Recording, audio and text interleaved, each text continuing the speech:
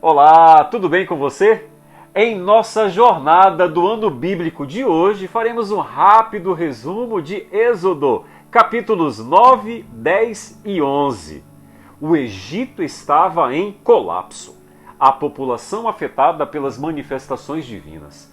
Esta população gemia diante da possibilidade de novas pragas, de forma que alguns do povo começaram a temer a palavra do Senhor e a obedecer às orientações dadas por Moisés. Peste nos animais, úlceras e chuva de pedras arrasaram aquela superpotência da antiguidade de uma forma tão grande que o Egito jamais voltaria a ser uma nação de destaque novamente. Tudo que o Senhor fizera ganharia notoriedade mundial e todos os povos saberiam quem era o Deus de Israel.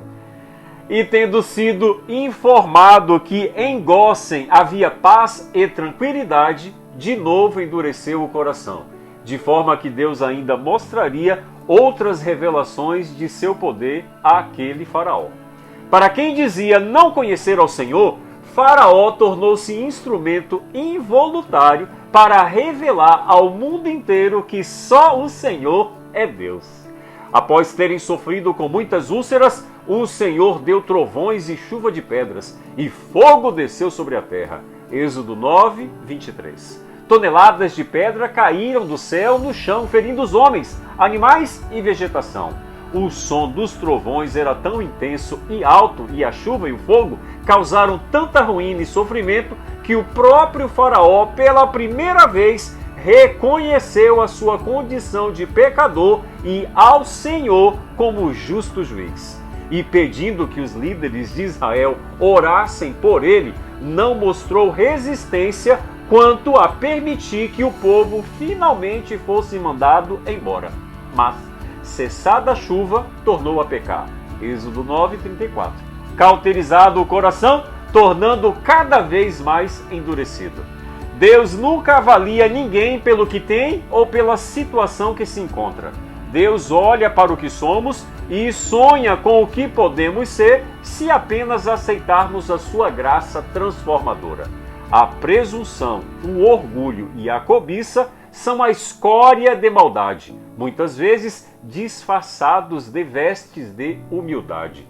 Muitos há que, à semelhança de Faraó, demonstram arrependimento e confessam seus pecados, mas basta a tempestade passar para que tornem a pecar e a endurecer o coração. Após 7 terríveis pragas, Faraó não mais endureceu o coração, mas de fato o coração já estava endurecido. Uma vida que continuamente se recusa a dar ouvidos à voz de Deus, corre o risco de fechar de uma vez por todas as portas do coração. Petrificado pela soberba, o orgulhoso monarca permanecia firme em seu propósito de não deixar ir os filhos de Israel. Não obstante, a sua oposição o Senhor usaria para fazer os seus sinais no meio deles. Êxodo 10, verso 1.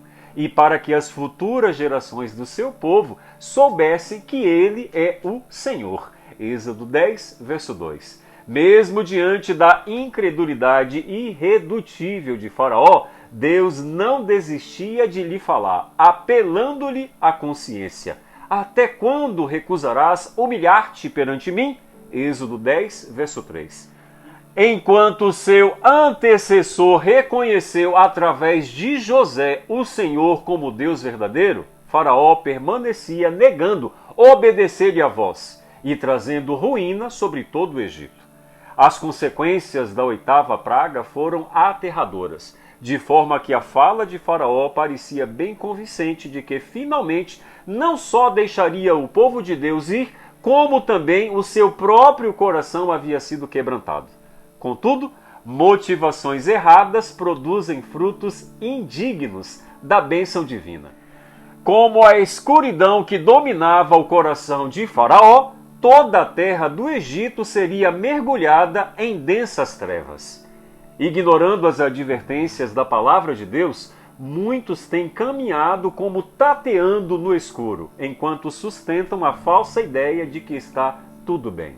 cerrando os corações aos apelos do Espírito Santo, insistem em desafiar o poder de Deus e ignorar seus instrumentos humanos enviados pelo próprio Deus para benefício próprio de cada um deles. Antes mesmo de derramar a primeira praga sobre o Egito, o Senhor havia declarado a Faraó: digo-te, pois, deixa ir meu filho para que me sirva, mas se recusares deixá-lo ir, eis que eu matarei teu filho primogênito. Êxodo 4, verso 23.